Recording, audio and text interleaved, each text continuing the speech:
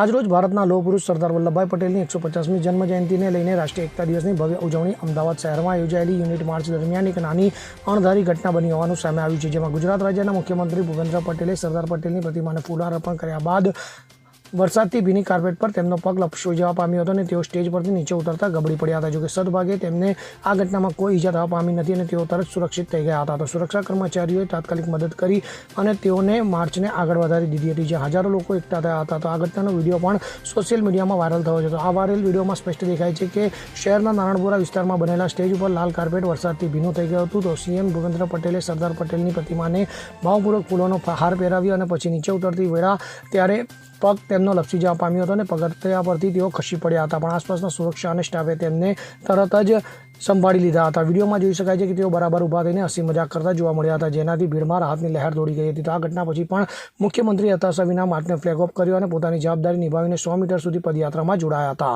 અમદાવાદ શહેરમાં આ યુનિટી માર્ચમાં ફાયર અને પોલીસ જવાનો, વિદ્યાર્થીઓ તથા શહેરોની ભીડ ઉમટી પડી હતી. તો મેયર પ્રતિભા જૈન, મંત્રી Darshanaben Vaghela, police commissioner GS Malik, municipal commissioner Banchhanidhi પણ જેવા વિસ્ટમેનો આમાં સામેલ થયા હતા. તો આશ્રમ રોડ પરથી ઇન્કમટેક્સ સુધી પહોંચેલી આ માર્ચમાં એક ભારત શ્રેષ્ઠ ભારત અને ફિટ ઇન્ડિયાના નારા ગુંજતા રહ્યા હતા, જે મેદસ્વી મુક્ત અભિયાનને પણ બળ આપ્યું હતું.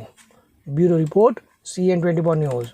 હવે જુઓ દેશ દુનિયાની તમામ ખબરો તમારી આંગળીના ટેરવે.